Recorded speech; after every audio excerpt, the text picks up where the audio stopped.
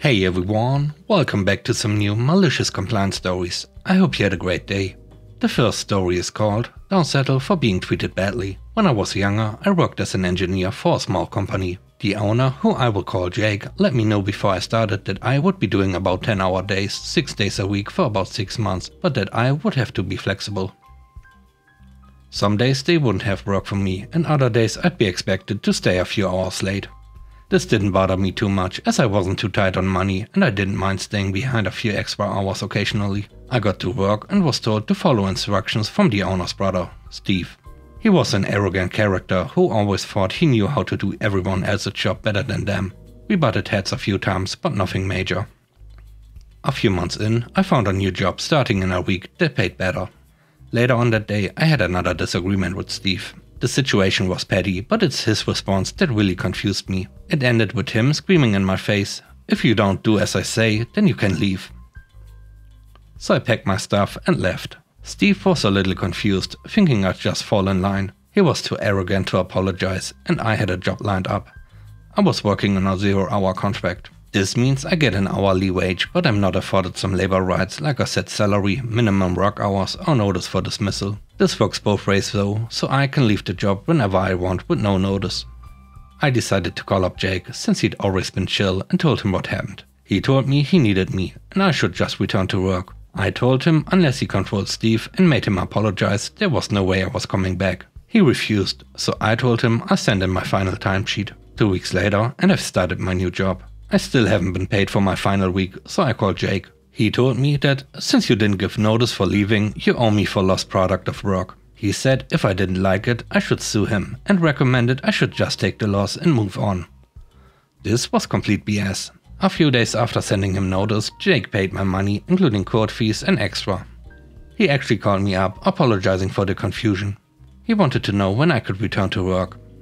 I'd heard from one of my ex-co-workers that because of the infrequent hours, people would leave as soon as they were told they wouldn't have to work the next day. Others would leave when they realized how much of a jerk Steve was. They'd gone through about 7 different workers in the time I was gone and struggled to keep anyone for more than a week. I told him I'd think about it. I managed to string him along for a few weeks before he stopped calling me. The moral of the story is that if you think you're being treated unfairly, you shouldn't just put up with it. Your self-respect isn't worth compromising. Don't settle for being treated badly, especially when you're willing to go above and beyond for them. The next story is called 50 grams above the weight limit. This happened a couple of days ago. When I travel by plane, which happens about 2 to 3 times per year, I'm usually quite conscious about the weight of my luggage, because of how much you have to pay if it exceeds the limit.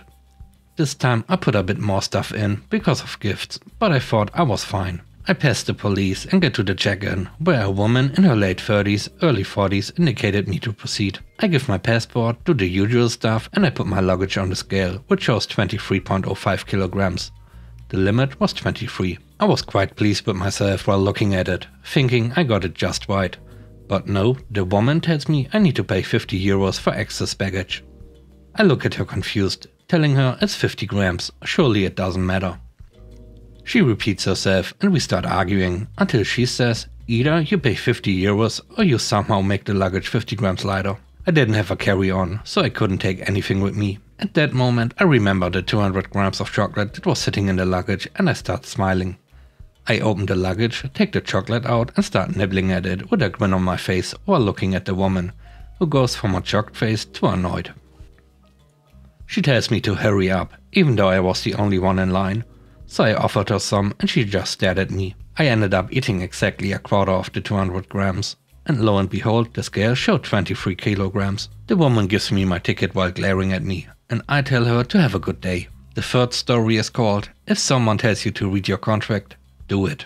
Around July of last year, I was coming up on the end of my contract for a big national gym chain that you can visit anytime.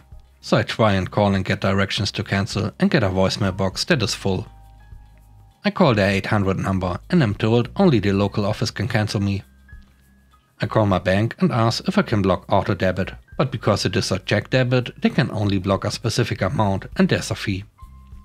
I scan my contract and it says I have to cancel in writing with 30 days notice, regardless of my contract end date. I'm pretty furious at this point, because the gym was closed completely due to the pandemic and I was wasting money. I hadn't been too concerned where my contract was going, but now I just wanted to end my association with them. I write the letter with my membership number, email and phone number and send the letter certified with my fob. 2 months later, I notice I am still being charged and they have billed me an additional $60 for my annual access fee. Now I am livid. I find the customer service email and explain the situation with specific dates of calls, letters and attempted visits to the office. I ask that my membership be cancelled and a refund for the past several months and the annual renewal. I receive a rather curt response saying they will start my cancellation, but I will have one more monthly charge because there's a 30-day notice. I respond asking them to read my message and see that is what I did already by mail. Apparently, the local manager has been letting mail pile up, as they don't even have someone at the office part-time. No one has seen my letter. I say this to the email rep. She asked me to read my contract and states that even if I can demonstrate the letter was sent, I would still be on the hook for the 30 days and the annual fee. She says I need to read my contract if I have any questions, and I do. Turns out near the end of this very long document is section 20.1, which states the following: unexpected events. We are not responsible if members cannot use our club because of an event caused by a natural force, such as a fire or a flood, or a road or building closure or something similar beyond our reasonable control, or a road or building closure or something similar beyond our reasonable control. If this continues for more than 30 days, then either you or we may cancel this agreement immediately by written notice. No fee will apply. So I respond with this new knowledge I have and point out the gym had been closed 90 days prior to my original letter, and even greater than my email cancellation request. I also threaten the following if they don't refund me back to my original contract end date. First, I will pay people I know to picket their gym. Second, I will hand out flyers telling people about this provision of the contract, so others in the middle of contracts will be able to cancel without a fee.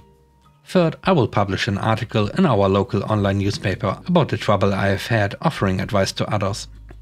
And I make it clear that I have all the documentation, including phone statements, to prove it is all true. 3 days later, I was called by a regional director with an apology and a full refund of over $240 that had been inappropriately taken and a little extra.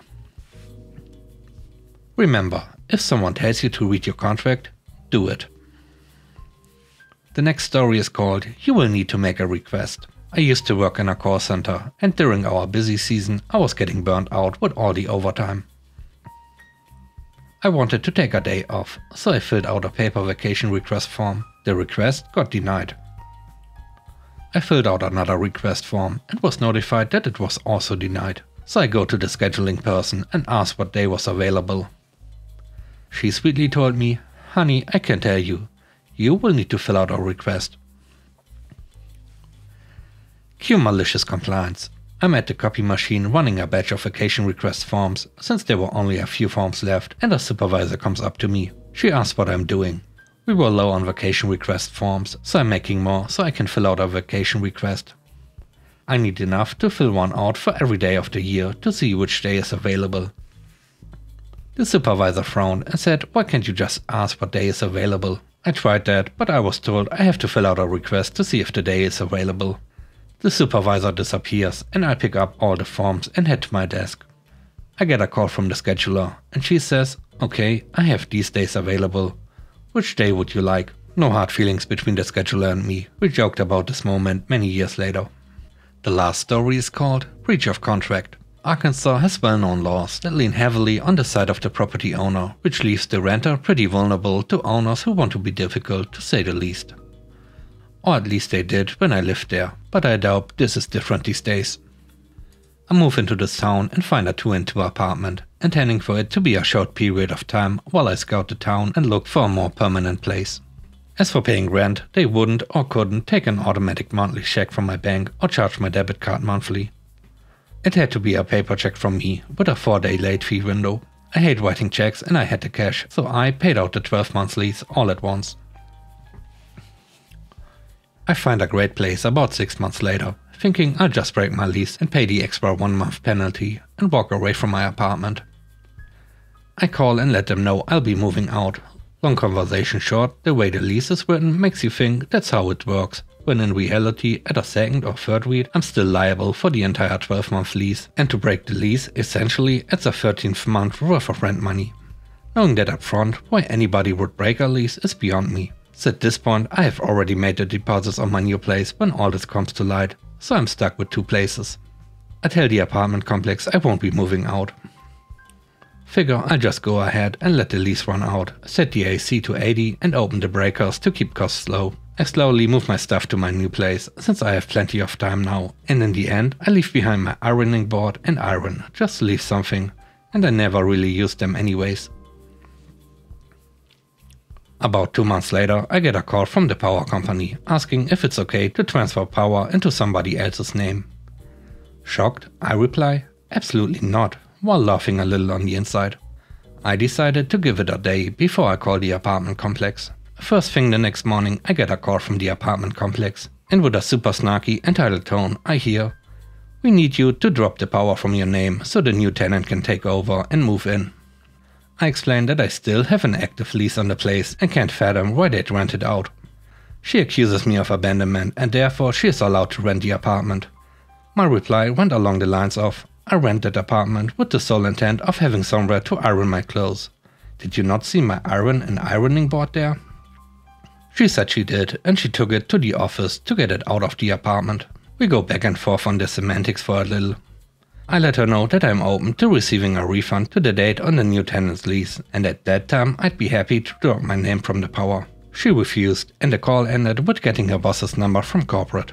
After mentioning to her boss that I can recognize a breach of contract when I see it, and that nowhere in the lease does it say I actually have to live there, not to mention her employee admitted to entering my apartment and stealing items of mine from inside. She quickly assured me they are putting a check in the mail that day, refunding my money to the first of that month, and told me I could go to the office to pick up my iron and board anytime. Yes, I know they could have run up the power bill, but they'd only be able to do so much really. And a few days isn't that huge, and they didn't do it anyways. Even if they had, it would still be worth the expense considering the refund.